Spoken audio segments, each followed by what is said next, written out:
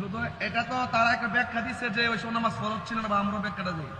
সে বলছে যে জীবনে কোনোদিন নামাজই পড়ে নাই, অথচ নামাজ ফরজের আগে নামাজ পড়ছে, এই মর্মে হাদিস আছে। হাদিস আছে। মান সাল্লাল্লাহু আলাইহি ওয়াসাল্লাম সুবহানাল্লাহ। কুবরা ওয়া আলী ইবনে আবি তালিব ওয়া জাফর রাদিয়াল্লাহু তাআলা।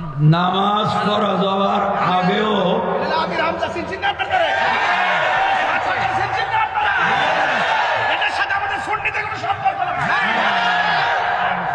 উম্মুল মুমিনিন আমাদের মা, এই দেশে এমন এমন কুপুত্র আছে যে মাকে বলে আমাদের মা ইনটেক না। বলুন আপনারা, কোন ছেলের মায়ের যদি একাধিক বিয়ে হয়ে থাকে, কোন সুসন্তান কি বলবে আমার মা ইনটেক না? এই দেশে আমরা মোল্লা মৌলবীদের জবানে শুনলাম খাদিজাতুল কুবরা ইনটেক না। এখানে পানির বোতল দিয়েছে না, যেই বোতল খুলে ফেলেছে পান করা হয়েছে, এটা কোলে নাই, মাশাআল্লাহ, এটা ইনটেক। এটা কি কেমন সন্তান?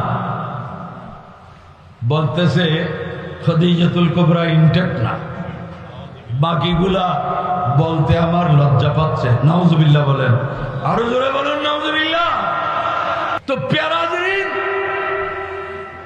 সাহাবীর মর্যাদা, এমন এমন সাহাবী ছিলেন ওনার জীবনে এক রাকাত নামাজ পড়ার সুযোগ হয় নাই, কিন্তু ইদানিং আবার বলতেছে খাদিজাতুল কুবরা জীবনে এক ওয়াক্ত নামাজ পড়েননি, একটা রোজা রাখেন নাই, একটু পর্দা করেন নাই। তো এই দেশের মহিলারা বলবে নবীর স্ত্রী রোজা রাখে নাই, নামাজ পড়ে নাই, পর্দা করে নাই, আর আমাদের হুজুররা আমাদের পিছনে লাগছে পর্দা করতে হবে, রোজা রাখতে হবে, নামাজ পড়তে হবে, যেখানে নবীর স্ত্রীরা নামাজ পড়ে নাই। তাহলে এই কথা বলে মুসলিম নারীদেরকে কি ইসলামমুখী করলো না ইসলাম বিমুখ করলো? ইসলাম বিমুখ করেছে এই মহিলারা। আর নামাজ রোজা পর্দার দ্বার ধরবে না। এই বক্তার তো উচিত ছিল যে হযরতে খাদিজাতুল কুবরা যখন ইন্তেকাল করতেছেন তখন নামাজ ফরজ হয়নি? নামাজ কি হয় নাই? ফরজ। নামাজ ফরজ হয়েছে মেরাজের রাতে, রোজা দ্বিতীয় হিজরিতে, পর্দা পঞ্চম হিজরিতে। তো সুতরাং উনি কেন করবেন এগুলা? এই খণ্ডিত বক্তব্য, এই আংশিক বক্তব্য মানুষকে কি হেদায়েত করবে না গুমরাহ করবে? এই ধরনের বক্তব্যের আমরা তীব্র নিন্দা জানাচ্ছি।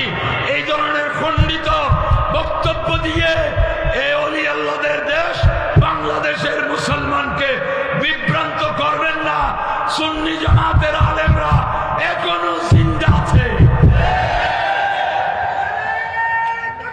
আল্লাহু আকবার, ইয়া রাসূলুল্লাহ, জিন্দাবাদ।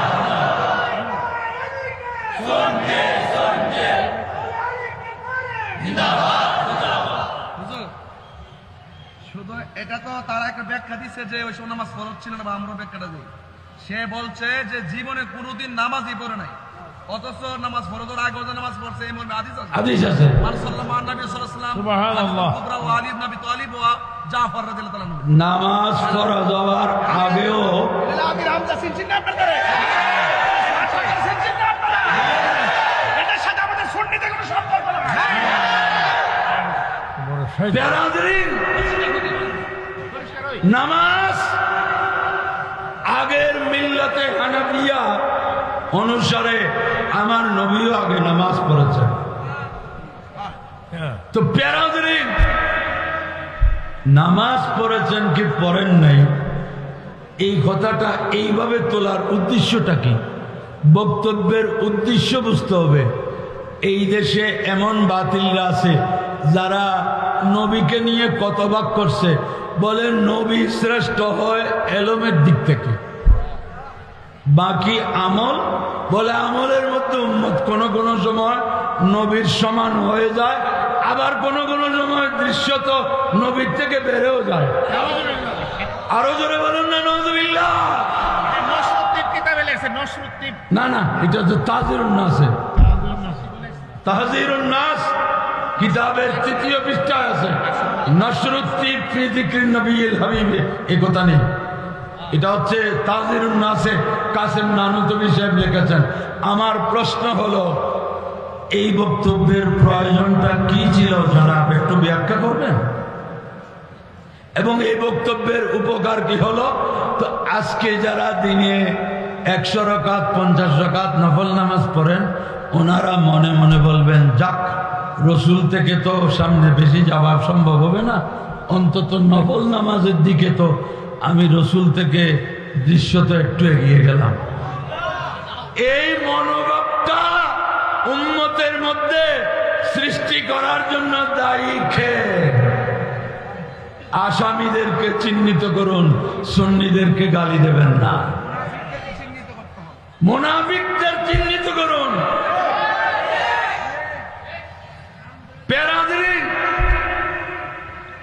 সাহাবায়ে কেরামের মধ্যে এমন সাহাবী ছিলেন, বড় হৃষ্টপুষ্ট, হযরত আমর বিন ওয়াকাশ রাদিয়াল্লাহু তাআলা আনহু, আবু দাউদ শরীফ কিতাবুল জিহাদের হাদিস।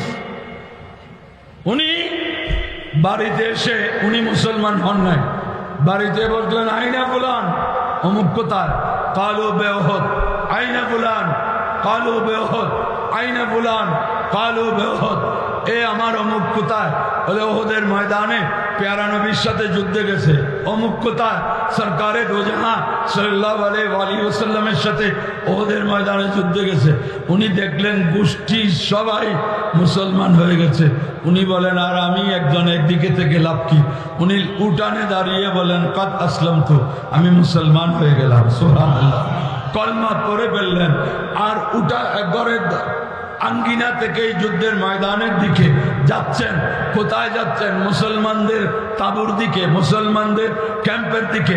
মুসলমানরা তো ওনাকে জানে উনি মুসলমান না, তো মুসলমানরা বলছে ইলাইকা আন্না, ইলাইকা আন্না, এ আমর বিন ওয়াকাশ তুমি এদিকে কেন আসছো?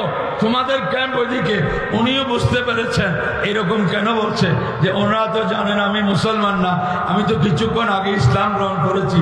তো প্যারা হাজরিন, উনি সরকারের সামনে গিয়ে বললেন ইয়া রাসূলুল্লাহ কাদ আসলামতু, সরকার আমি ঈমান এনেছি, মুসলমান হয়েছি, আমাকে ইজাজত দিন, আমি যুদ্ধে নেমে পড়ি। উনি যুদ্ধ করতে করতে বীর বিক্রমে এত বেশি আহত হলেন, ইনজুরি হলেন, যে শেষ পর্যন্ত কয়েকদিন পরে শাহাদত বরণ করলেন।